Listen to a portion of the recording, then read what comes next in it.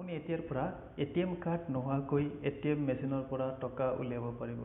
এক কথাত ক'বলৈ গ'লে বেংকবিলাকে লাহে লাহে এটিএম কাৰ্ডৰ প্ৰচলন বন্ধ কৰিবলৈ ওলাইছে। ইয়াৰ প্ৰধান কাৰণ হ'ল খৰচ কমা। এখন এটিএম কাৰ্ড বনাওঁতে বেংকবিলাকৰ বহুত খৰচৰ প্ৰয়োজন হয় আৰু এই খৰচবিলাক কমোৱাৰ কাৰণে বেংকবিলাকে এটিএম কাৰ্ডৰ প্ৰচলন লাহে লাহে বন্ধ কৰিবলৈ ওলাইছে। দ্বিতীয় কাৰণ হ'ল প্ৰিভেনশ্যন অফ ফ্ৰডছ। এটিএম কাৰ্ডৰ ক্লনিং হৈ যিবিলাক ফ্ৰড হয় সেই ফ্ৰডবিলাক বন্ধ কৰিবৰ কাৰণেও এটিএম কাৰ্ডৰ প্ৰচলন বন্ধ কৰিব বিচৰা হৈছে।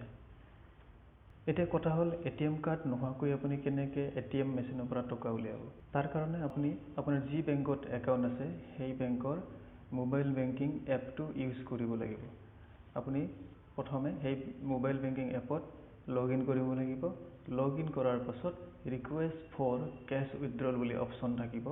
এই অপশ্যনটোৰ নাম বিভিন্ন মোবাইল বেংকিং এপত বিভিন্ন ধৰণে থাকিব পাৰে। যেনে ষ্টেট বেংকৰ ক্ষেত্ৰত এইটো ইউনো কেছ বুলি লিখা থাকে। আপুনি তাত চিলেক্ট কৰিব লাগিব। চিলেক্ট কৰাৰ পাছত আপুনি তাতে আপোনাৰ একাউণ্ট নম্বৰ চিলেক্ট কৰিব লাগিব আৰু আপুনি কিমান টকা উলিয়াব সেই এমাউণ্টটো তাতে এণ্টাৰ কৰিব লাগিব। তাৰ পাছত আপুনি এটা পিন নম্বৰ জেনেৰেট কৰি ল'ব লাগিব আৰু এই পিন নম্বৰটো আপুনি এটিএম মেচিনত পিছত গৈ ইউজ কৰিব লাগিব। মনত ৰাখিব এই পিন নম্বৰৰ এটা নিৰ্দিষ্ট ভেলিডিটি পিৰিয়ড থাকে, অৰ্থাৎ আপুনি নিৰ্দিষ্ট সময়ৰ ভিতৰতহে এই পিন নম্বৰটো ইউজ কৰিব পাৰিব। সেই নিৰ্দিষ্ট সময়ৰ ভিতৰত যদি আপুনি টকা উলিয়াবলৈ নাযায় তেনেহ'লে আপোনাৰ কেছ উইথড্ৰল ৰিকুৱেষ্টটো অট'মেটিকেলি কেনচেল হ'ব। ইউকো বেংকৰ ক্ষেত্ৰত 4 ঘণ্টালৈকে এই ভেলিডিটি পিৰিয়ড থাকে। ষ্টেট বেংকৰ ক্ষেত্ৰত আধা ঘণ্টালৈকে এই ভেলিডিটি পিৰিয়ড থাকে। এই ভেলিডিটি পিৰিয়ড পাৰ হোৱাৰ আগতে আপুনি এটিএম মেচিনত যাব লাগিব।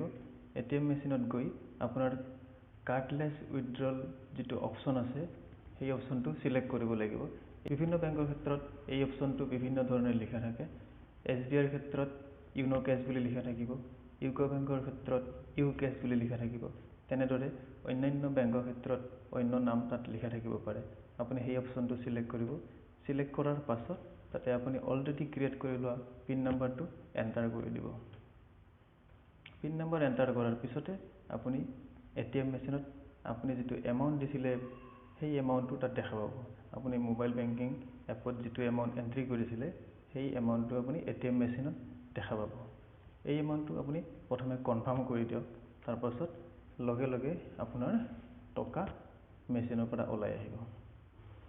অৱশ্যে এতিয়ালৈকে সকলোবিলাক এটিএম মেচিনত এই সুবিধা দিয়া হোৱা নাই আৰু কিছুমান ৰেষ্ট্ৰিকশ্যন দি থোৱা হৈছে। যেনে এতিয়া মাত্ৰ যি বেংকত আপোনাৰ একাউণ্ট আছে সেই বেংকৰ এটিএমৰ পৰাহে আপুনি টকা উলিয়াব পাৰিব আৰু 2টা বা 3টা উইথড্ৰলহে একদিনত আপুনি উলিয়াব পাৰিব আৰু একবাৰত 10,000 টকাতকৈ অধিক টকা আপুনি উলিয়াব নোৱাৰিব।